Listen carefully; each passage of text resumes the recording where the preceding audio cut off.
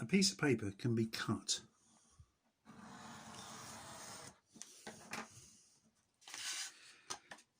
It can be folded.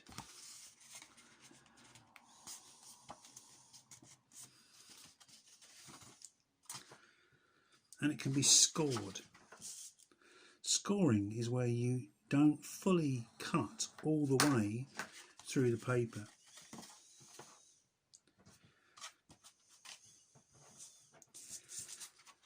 Depending on how a piece of paper is made, it can have a grain. Normally, machine-made paper has a grain which is formed as the paper moves through the press. When you press paper together, pushing the sides either side, you can feel that there is a tension within the paper. If you tear paper with the grain, the paper forms pretty much a straight line. If you tear against the grain, the paper wants to form itself in the direction of the paper grain. This is really easily seen in things like newsprint. If you're tearing with the grain,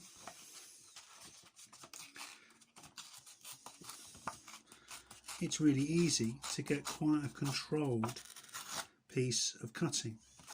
If you're trying to tear against the grain,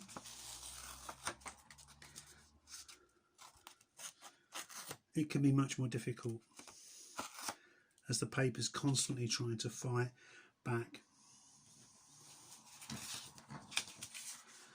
Depending on the weight of paper, this is 200 gram paper, there can be a rigidity to paper that is particularly strong on a smaller scale.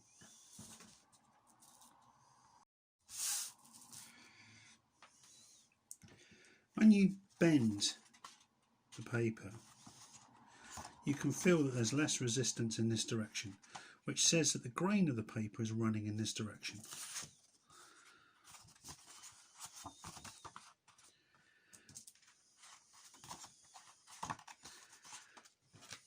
If you score in the direction of the paper and you score against the grain of the paper, then the forms are much weaker in the direction of the paper than against the paper. There's much more bounce in this piece of paper. Similarly, if you're trying to roll paper, you'll get a much tighter roll if you're rolling with the grain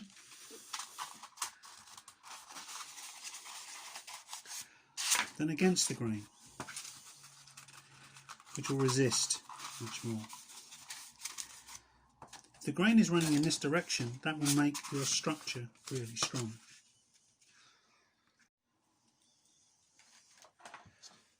When you've made your drawing, you want to now think about the scalpel as being a drawing tool.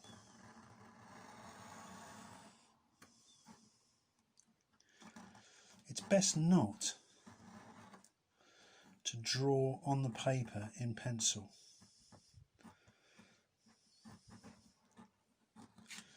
Instead, draw directly with the scalpel and consider the idea of being quite decisive with your cutting. If there's any resistance at all, as is the case here, then it's highly likely you're using a blade that's gone blunt. If that's the case, change your blade. A blunt scalpel is much more dangerous than a sharp one because you're much more likely to force the cutting.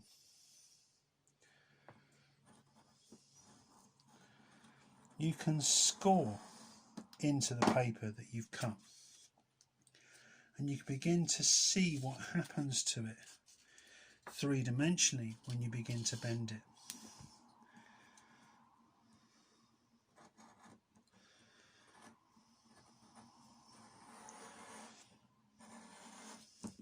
Don't be absolutely fixated with trying to replicate exactly what you've drawn. Instead, consider the drawing as something which is being interpreted in the same way that using the blind drawing has enabled you to interpret. So the lines in your drawing can be lines that are cut, scored or folded.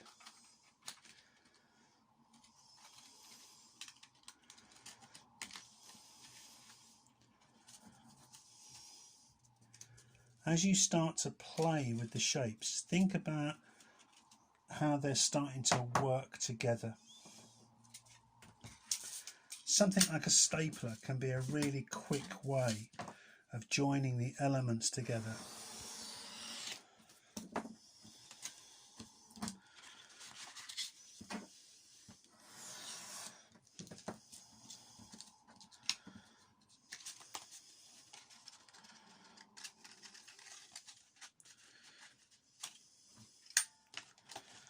So remember, you're not trying to make a model of your still life. Instead, you're just simply liberating the shapes that you've found.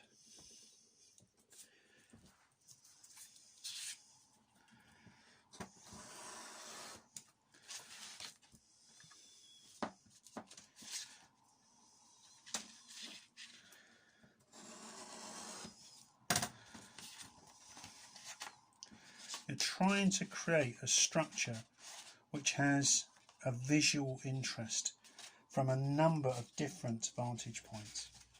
So consider the sculpture in the round.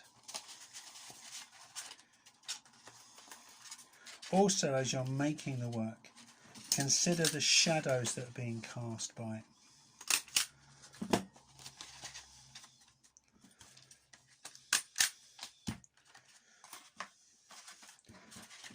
Paper on a smaller scale will have greater rigidity than on the larger scale. So these paper still lifes don't need to be massive. What they need to be is something which offers new three-dimensional possibilities. Also remember that as you're making work, you've got leftover bits of paper.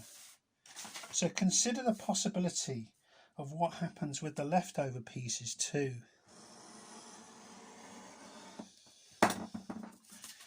It might be that the things that are discarded become as visually interesting as the things that you intended.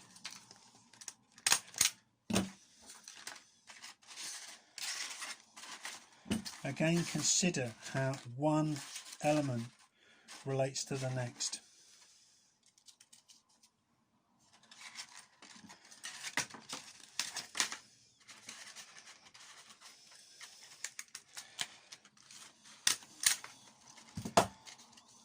When you're joining paper together, think about using things like the stapler as a quick way of joining the paper, but it also keeps the paper quite clean.